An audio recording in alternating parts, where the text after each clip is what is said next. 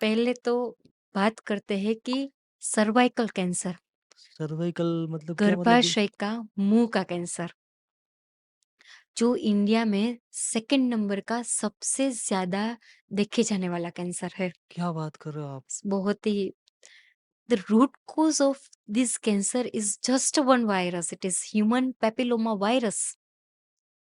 Hmm, the root cause of the cervical cancer, hmm. See what is happening in our country, there is a lack of sexual health awareness. मैं एक ही बात बात बार बार क्यों बोल रही हूँ? जी, lack of sexual health awareness, lack of menstrual health hygiene awareness. 2 साल पहले मेरे पास एक 68 ईयर की फीमेल आती है, सिवियर ब्लीडिंग। 68 years, मतलब कि after menopause she came to me with severe bleeding और स्मेल आ रही थी। ओ माय गॉड, इतनी ऑफेंसिव स्मेल थी कि 2 दिन तक हम ओपीडी के अंदर के चेंबर में जा नहीं सके। My God! अब आप कनेक्शन देखना, मैं आपको क्या बोल रही हूँ। वो पेशेंट आती है, ये ब्लीडिंग की हिस्ट्री उनको 6 मंथ से थी, लेकिन वो आती है 6 मंथ के बाद। जब मैं उनका चेकअप करती हूँ, मुझे कुछ अच्छा नहीं लगा। मुझे लगा कि she needs to diagnose something. फिर उनको भेजा, सब उनको आगे भेजा हायर सेंटर पे। फिर पता चलता है कि थर्ड स्टेज का सर्वाइकल कैंसर है।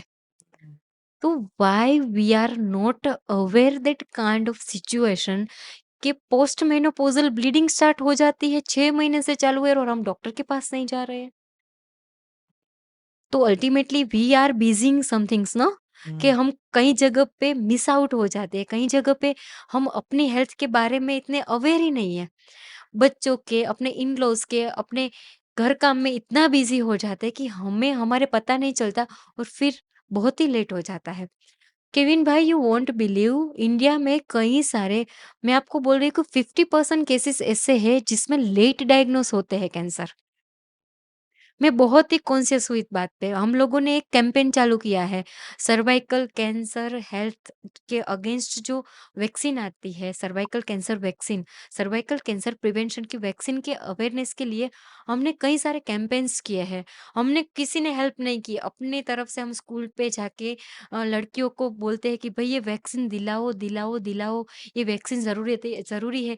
4000 के स्केचर्स हम इसे बहुत ही खूमानदारी के साथ पहनते हैं, लेकिन 2000 की और कुछ चंद कीमत की वैक्सीन हम नहीं दिलवा सकते, जो हमें प्रिवेंट कर सकती है कैंसर के against. Okay, what are the reason behind that? Cancer किस वजह से होते हैं? फर्स्ट ऑफ ऑल हमने बोला है ह्यूमन पेपिलोमा वायरस। कहाँ से आता है ये वायरस? कोई रख जाता है हुँ। ड्यू टू द मल्टीपल, जो सेक्सुअल इंटरकोर्स होता है वो मल्टीपल पार्टनर के साथ होने की वजह से, अनप्रोटेक्टेड इंटरकोर्स होने की वजह से सर्वाइकल कैंसर हो रहा है। ओह! बराबर। मल्टीपल अबॉर्शन की वजह से छोटी उम्र में शादी हो जाती है, मल्टीपल डिलीवरीज हो जाती है। पहले के ज़माने में कहाँ डॉक्टर के पास लेके जा रहा था कोई, नो कोई एंटीबायोटिक थी, नहीं कोई आपको, जो डाउन देयर जो रीजन होता है हमारा, वहाँ पे नीचे के भाग में हमें कैसे हाइजीन मेंटेन करना है डिलीवरी के बाद, डिलीवरी के पहले कैसे मेंटेन करना है, मेंस्ट्रुअल जब हमें आता है, मेंस्ट्रुएशन होता है, तब कब हमें हाइजीन कैसे मेंटेन करना है, कोई सिखाता नहीं है। तो why we are not reaching the root cause of the cancer? बहुत ही ज़रूरी है ये सब। हुँ, हुँ। अगर किसी मेल पार्टनर ने किसी फीमेल के पार्टनर के साथ सेक्सुअल इंटरकोर्स किया, वो अनप्रोटेक्टेड इंटरकोर्स है और ह्यूमन पेपिलोमा वायरस है, उनको वहाँ पे एक रिदम मिल जाती है ग्रो करने की, तो वो ग्रो करने ही वाला है। हुँ, हुँ। कैसे सिम्पटम्स लेके आते हैं? पोस्ट मेनोपॉज़ल ब्लीडिंग स्टार्ट हो गई, बहुत ही ज़्यादा कमर में दुख दुख रहा है, बहुत ही ज़्यादा पेडू के भाग में दुख रहा है और abdominal bleeding, pain. Abdominal pain, itching होता है, वजाइनल डिस्चार्ज, बहुत ही फ़ॉल स्मेल आती है और मेरी पैंट ही खराब हो जाती है, मेरे कपड़े खराब हो जाते हैं, इतनी ज़्यादा व्हाइट डिस्चार्ज हो रही है। बाद में जाके हम डॉक्टर के पास जाते हैं। हमारी कंट्री में डॉक्टर के पास हम तभी जाते हैं, मैंने बोला ना कि जब हमें कुछ होता है। Why we are not going to doctor for a precautionary matters? Hmm. बच सकते हैं ना हम इस चीज से। वैक्सीन का आपने मैडम बोला, हम्म। वो सेफ है? और कब यस। लेनी चाहिए वो? यस। ह्यूमन पेपिलोमा वायरस के अगेंस्ट जो वैक्सीन आती है, जिसको हम एचपीवी वैक्सीन कहते हैं, वैक्सीन है वो बहुत ही ज़रूरी है। आप अपनी लड़की को कन्यादान कर रहे हो, लेकिन लड़की को ह्यूमन पेपिलोमा वायरस के अगेंस्ट वैक्सीन आपने दिलाई। 5 तोला सोना देते हो, 10 तोला सोना देते हो, ठाठ-मठाठ मैरिज करते हो, लेकिन ये वैक्सीन के है वो बहुत ही इम्पोर्टेंट है, वो हम मिस आउट कर देते हैं। तो कई बार लैक ऑफ अवेयरनेस है। अरे! बहुत सारे मिथ्स चल रहे हैं केविन भाई। कि हुँ। ये वैक्सीन दिलवा दी तो वेट बढ़ जाएगा, ये वैक्सीन दिलवा दी तो मुझे प्रेगनेंसी नहीं रहेगी, ये वैक्सीन दिलवाएगा तो वो होगा, ये होगा। कुछ भी नहीं है, it's just a vaccine. Dead virus going to your body and it will prevent your body against that future. Virus, that hmm. Human papilloma virus. Lack of awareness के साथ-साथ लो इम्यूनिटी की वजह से भी सर्वाइकल कैंसर होता है। हुँ। तो immunity development में तो हम कभी फोकस ही नहीं करते। तो ये बहुत ज़रूरी है ये। हुँ। अगर कि कोई फीमेल को प्रिवेंटिव मेजर्स लेना है तो उनको सबसे पहले अपने वजाइनल हाइजीन है, उनको मेंटेन करना बहुत ही ज़रूरी है। हुँ।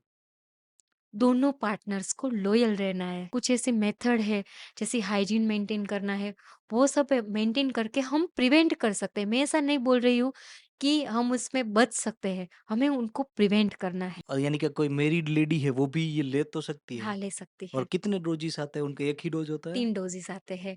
9 से 14 एज तक 2 हाँ। डोज़ आते हैं और 14 के प्लस की जो फीमेल्स है उनमें 3 डोज़ आते हैं। और इंटरवल क्या रहता है 2 डोज़ के बीच में? 1, 2 1 महीने अगर आपने आज ली वैक्सीन तो दूसरा डोज़ है बूस्टर, वो 2 महीने के बाद आएगा। फिर दूसरे डोज़ के बाद जो तीसरा बूस्टर आएगा, वो 3 महीने के बाद आएगा। मतलब ओके। टोटल 6 से 7 महीने के अंदर आपके टोटली 3 डोज़ है, वो आ जाएँगे।